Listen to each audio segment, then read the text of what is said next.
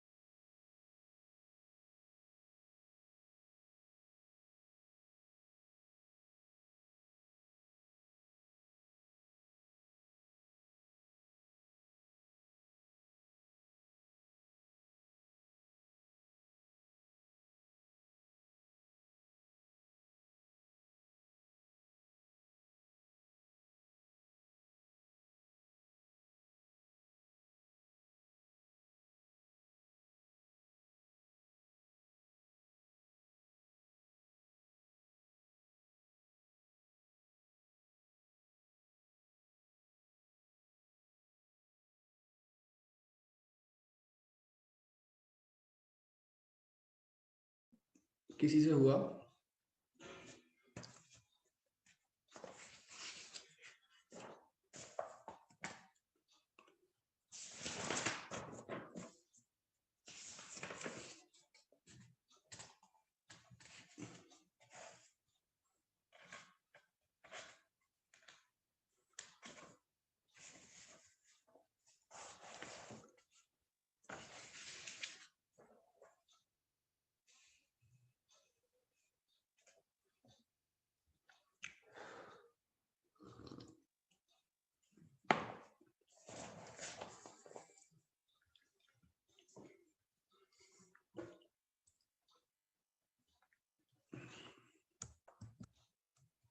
चलिए, तो सर इस टाइप के क्वेश्चंस में ना बेसिकली आपने सिखाया था कि दोनों को कोई कॉमन टेम्परेचर पे ले आओ, और मोस्टली हम क्वेश्चंस में दोनों को 100 डिग्री सेल्सियस पे लेके आते हैं। आप कोई दूसरा भी रख सकते हो, लेकिन 100 डिग्री सेल्सियस ज्यादा कन्वीनियंट होता है। वहां से अगर हीट देते हैं तो फेज चेंज होने का हमें तरीका दिखता जाता है ना।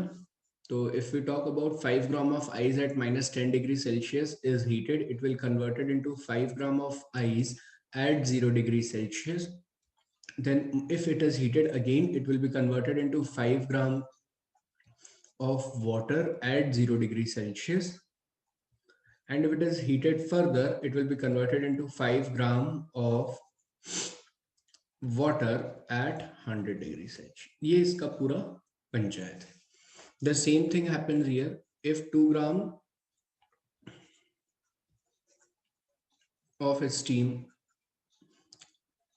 condensed, it will be at 100 degree Celsius steam, और थोड़ी ठंडी होगी तो it will be 2 gram of water at 100 degree Celsius. अब हिसाब लगाते हैं तो 5 इंटू 1/2 इंटू 10 25, 5 इंटू 80 400, और 5 इंटू 1 इंटू 100 500। क्या मैंने सही लिखा है यहाँ तक?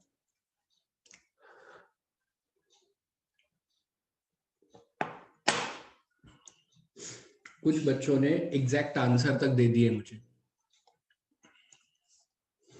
कुछ लोग अभी भी सॉल्यूशन देख रहे हैं। इसको और कंडेंस करेंगे तो it will be 20 into 1/2 into 2, that is 20, और ये हो जाएगा 540 into 2, 08 5 to the 10 1080। So total amount of heat जो यहाँ पर है वो है 2000, और जो चाहिए वो है 925।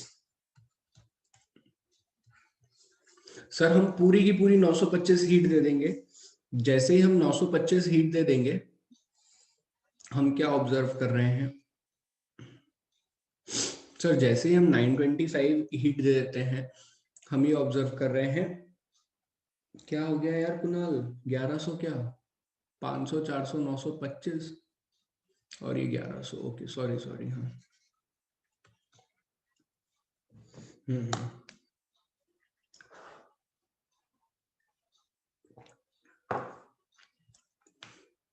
टोटल हमारे पास 7 gram of water at 100 degree Celsius हो जाएगा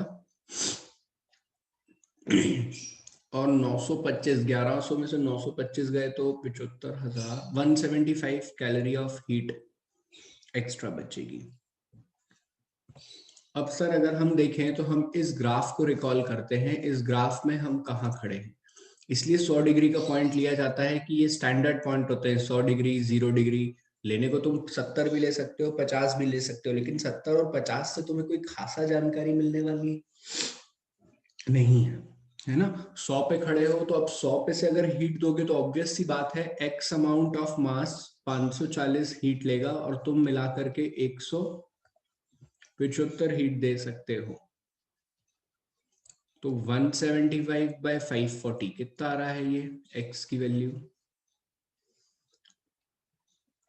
0.32, ये x अमाउंट ऑफ स्टीम बन जाएगा और 7 ग्राम में से माइनस करेंगे तो x स्टीम आ गया और वाटर कितना आएगा, वाटर आने वाला है 14.68 ग्राम वाटर। और स्टीम और वाटर दोनों एक साथ कहाँ दिखते हैं सर, इस लाइन पे दिखते हैं और यहाँ पे तापमान कितना होगा 100 degree Celsius. Is it clear to everyone? So this is the question, just solve. अगर सर हम सॉल्यूशन की बात करें इस क्वेश्चन के, तो इस क्वेश्चन का सॉल्यूशन क्या आ रहा है, 5 gram of ice eight 0 degree Celsius mixed with 5 gram of steam at 100 degree Celsius.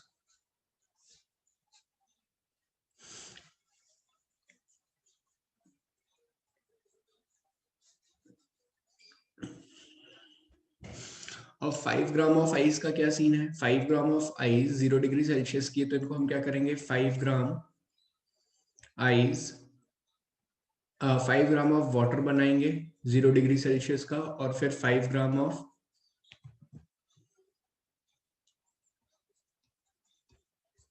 Water at 100 degree Celsius.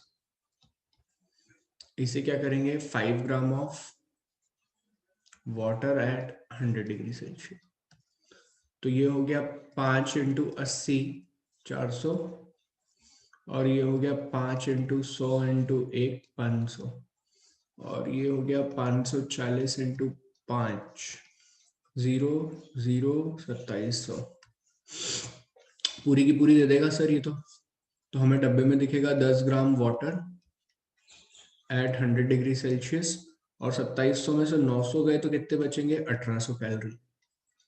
अब इसके बाद अगर हम इसको हीट करते हैं तो हमें final temperature of the water will be 100 degree Celsius, जो कि हमारा आंसर है final temperature of the mixture. और अभी रुकते हैं थोड़ा सा आंसर रिपोर्ट करने से पहले, एक बार हम इसको देखते हैं, x इंटू 540 बराबर 1800, तो x is coming to be 1800 by 540। ये सॉल्व करने पे कितना आ रहा है, x बराबर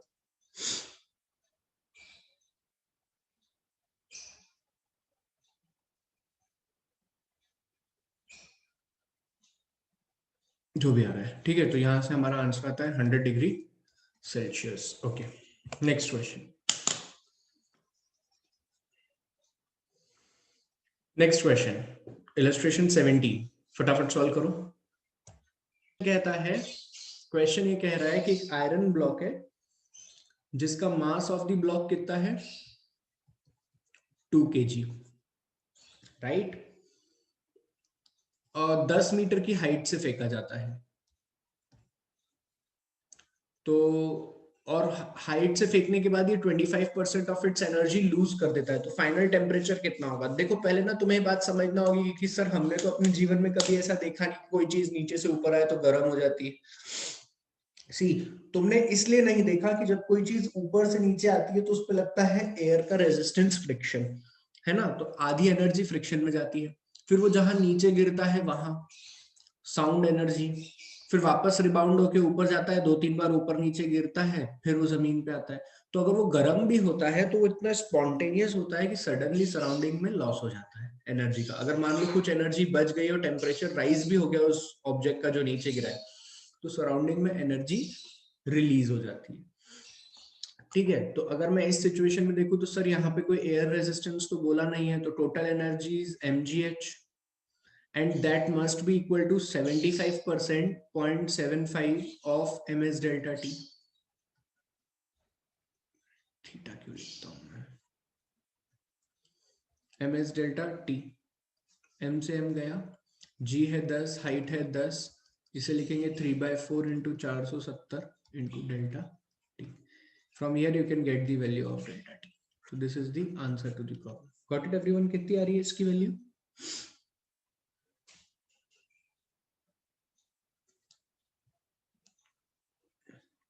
0.16। ओके, देखो अभी भी टेम्परेचर में जो राइज है वो बहुत ज्यादा रही है।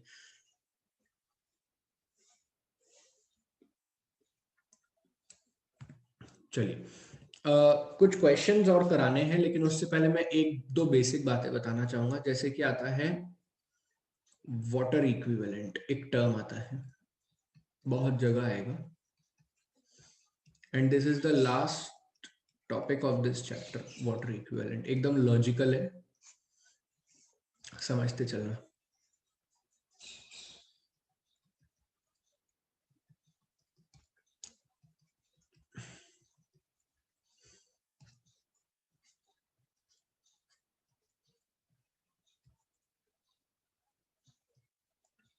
एक बर्तन है जिसमें कि पानी भरा हुआ है और हम इसे गर्म कर रहे हैं।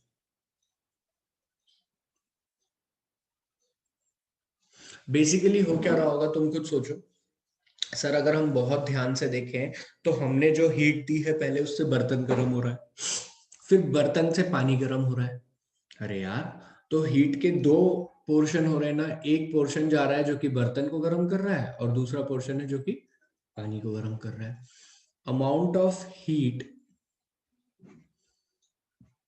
Required to raise the temperature of beaker by delta t। मान लो पानी का टेम्परेचर हमने डेल्टा टी से बढ़ा दिया और बीकर का टेम्परेचर भी हमने कितने से बढ़ा दिया, डेल्टा टी से। दोनों में सेम टेम्परेचर का राइज किया। ठीक है, ठीक है, ओके। अब थोड़ा ध्यान से देखना। Amount of heat required for beaker is mass of beaker, specific heat of beaker into delta T. Amount of heat required is mass of beaker. अरे तुम टेम्परेचर को सेंस कर सकते हो ना कि बर्तन का तापमान बढ़ रहा है या घट रहा है, हाँ या ना? बोलो बे, सो मत जागो, सब आंखें खोलो, जल्दी से जवाब दो।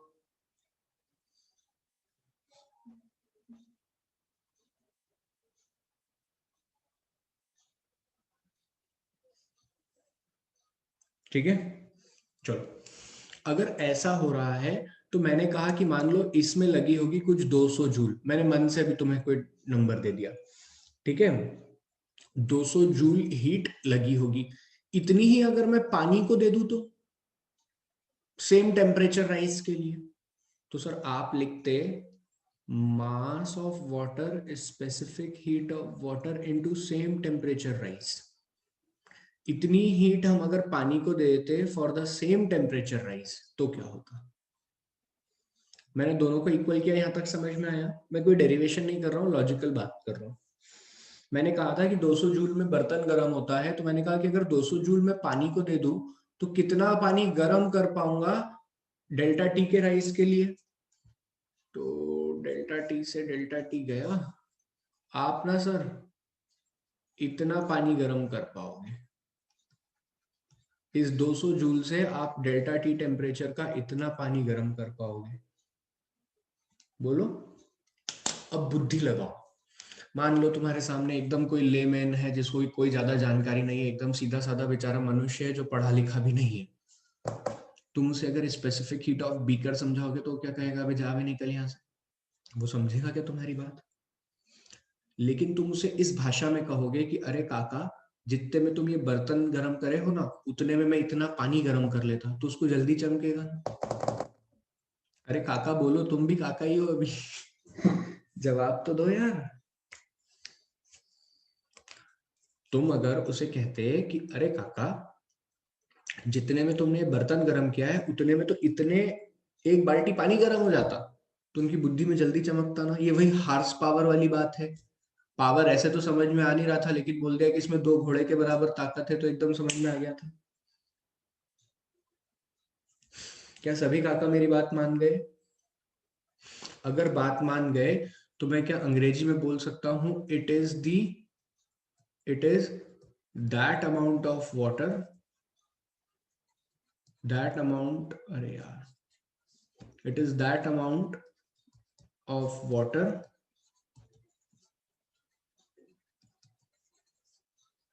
which is heated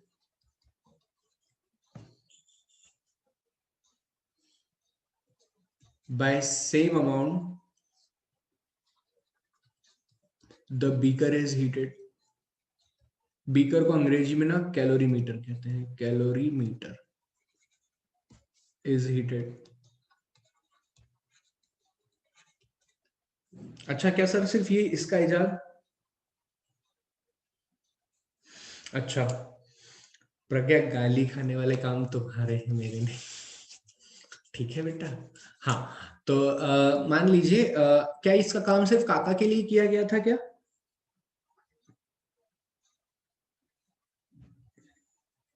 क्या इसका काम सिर्फ और सिर्फ काका के लिए किया गया था?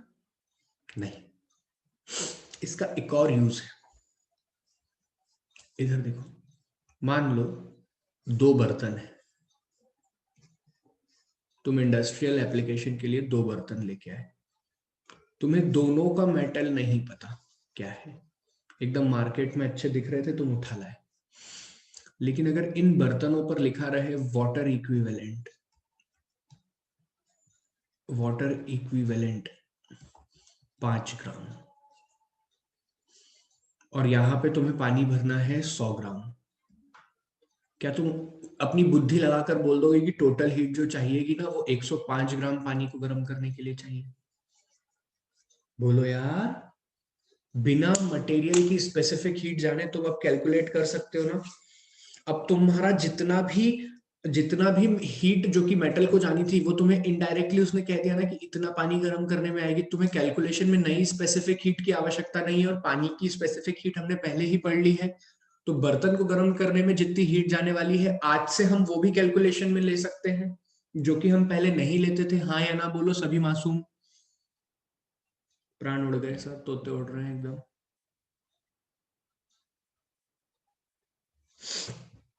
क्लियर है अच्छे से? सिमिलरली इस बर्तन की दी होती 7.5 ग्राम, और इसमें 200 ग्राम पानी आ रहा होता, तो तुम्हें क्या मतलब ये लोहा है, प्लास्टिक है, लकड़ी है, कौन सा मटेरियल है? तुम तो कहते कि यार मुझे 207.5 ग्राम पानी गर्म करना है, तो मैं लिखूंगा Q बराबर mass of water, specific heat of water into delta T. Mass of water लिखूंगा 207 into 5, specific heat 4.2 into 100 degree से पानी गर्म करना है। क्या तुमने वो पार्ट भी कैलकुलेट कर लिया जो बर्तन को गर्म करने में लगता था?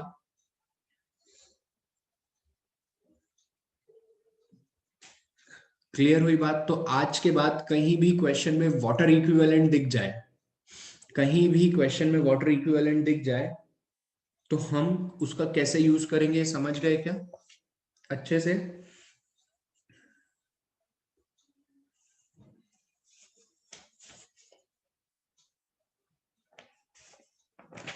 अच्छा, इलस्ट्रेशन 16 करो।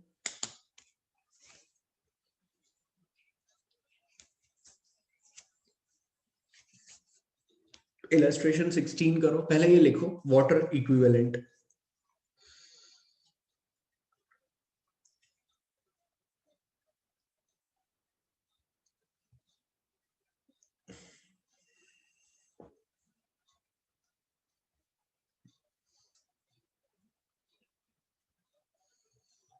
पहले ये लिखो सभी लोग, जरा फटाफट ये लिख लो।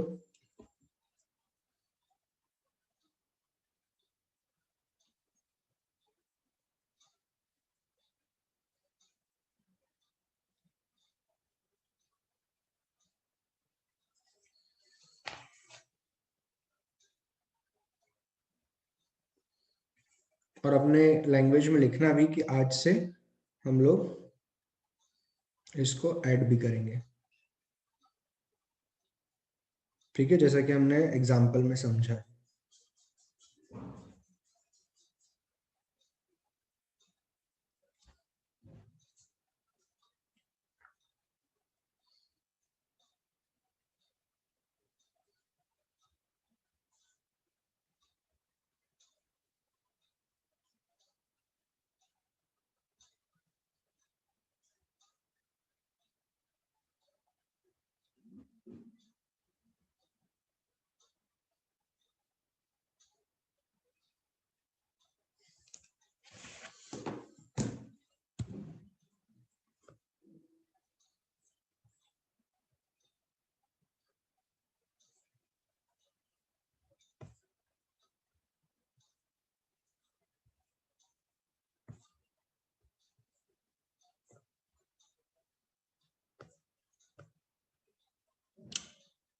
लिख लिया होगा आप लोगों ने।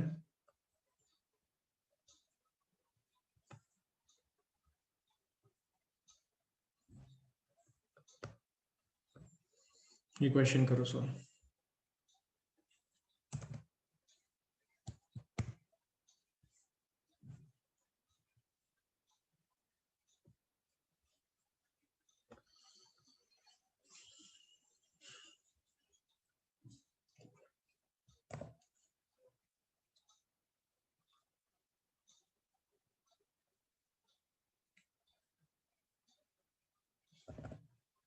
लिखो, जल्दी लिखो, चलो जल्दी लिखो।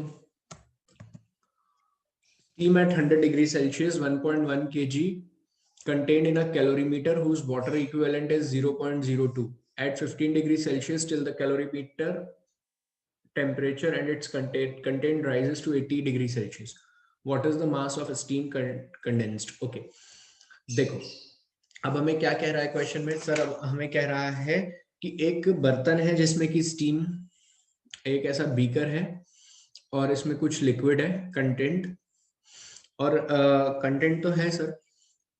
अब क्या हो रहा है कि वाटर है, वाटर है और ये बीकर है, इसको हम गर्म कर रहे हैं, आग से नहीं कर रहे हैं इस बार गर्म, इस बार कैसे गर्म कर रहे हैं हम, स्टीम से, ठीक है।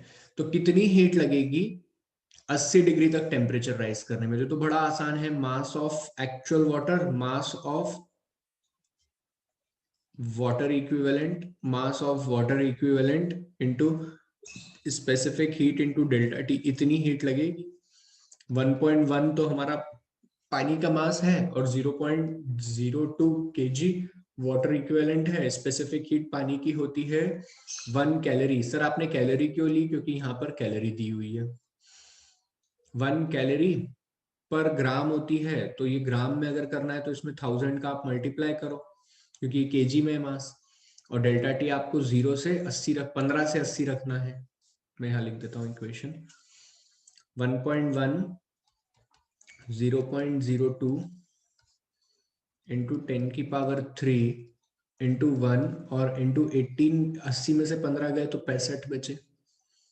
इतनी हीट आपको चाहिए। किस कौन देगा इस बार, हीट देने वाला कौन है सर, इस बार हीट देने वाला है, इस बार तो सर हमें पूरा विश्वास है हीट मिलने वाली है हमको स्टीम से। अब स्टीम 100 डिग्री सेल्सियस पे, तो वो अपने अंदर से हीट निकालेगी, तो क्या होगी, वो पानी बनेगी। तो सर वो मास ऑफ स्टीम 540 और हमें चाहिए है 72.8 किलो कैलोरी। बोलो यही होगा, इसको सॉल्व कर लो। 72.8 बाय 540, ओ भैया किलो को ग्राम में करते हैं तो 1000 आता है।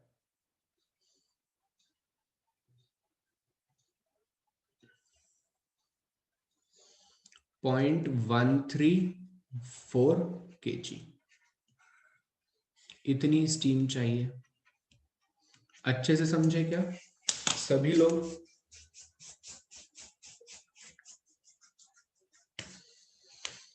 सभी लोगों को समझ में आया? Very good. एक छोटी सी बात याद रखें, जो क्वेश्चन में दिया है वो फॉलो करना है। तो 540 की जगह अपने को क्या लेना पड़ेगा? 536। तो आंसर की वैल्यू थोड़ी सी ऊपर नीचे चेंज हो जाएगी, देख लेना आप लोग।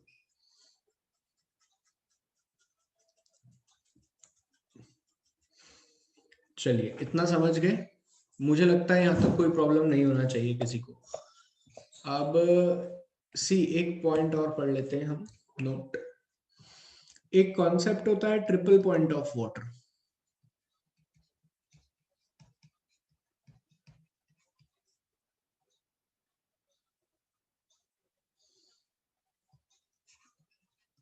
देखो, मैं ग्राम केजी से खेलने वाला नहीं।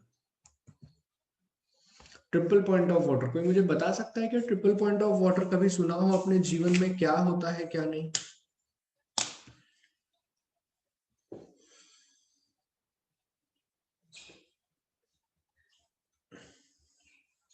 देखो, तुमने ये तो देख लिया अभी, तुमने ऐसा ग्राफ तो देख लिया,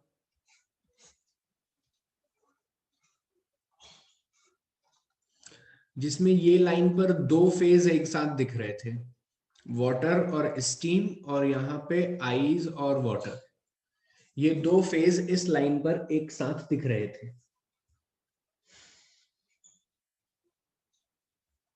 है ना? Triple point represents the triple point represents existence of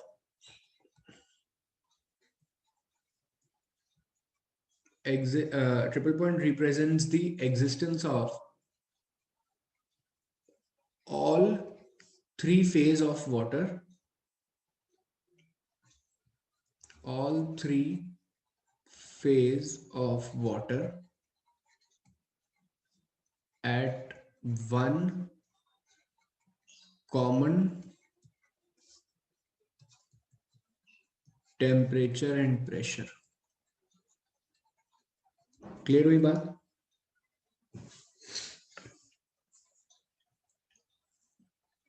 That is steam,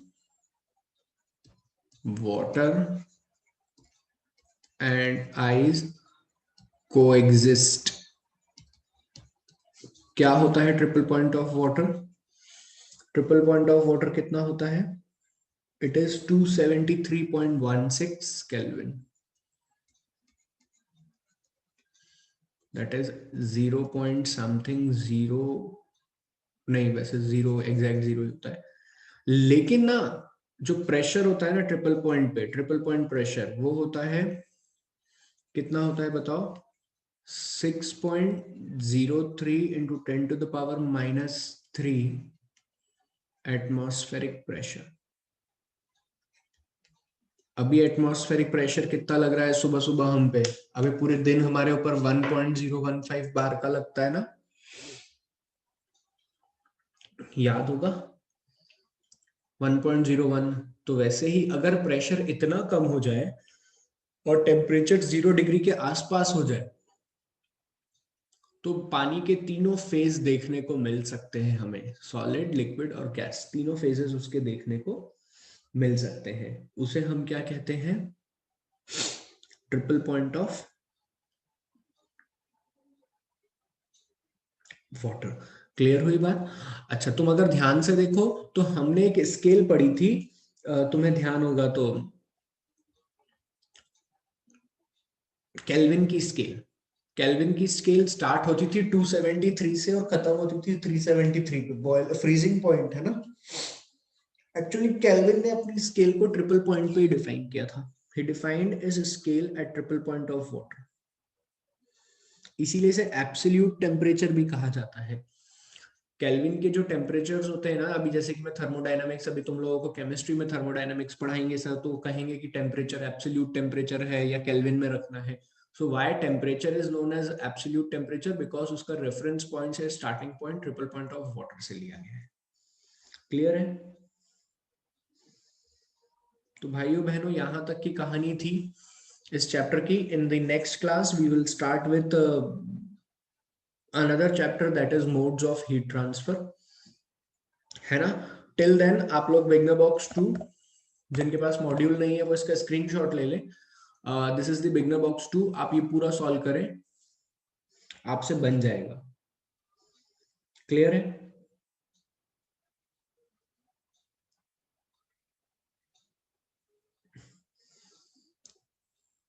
अच्छे से कीजिएगा सॉल्व. जो नहीं बनता है आप मुझे व्हाट्सएप डाल दीजिएगा. I will revert you back. अब भी 15 मिनट में, within 15 minutes I will provide the recording. Okay, bye bye. Good day to everyone.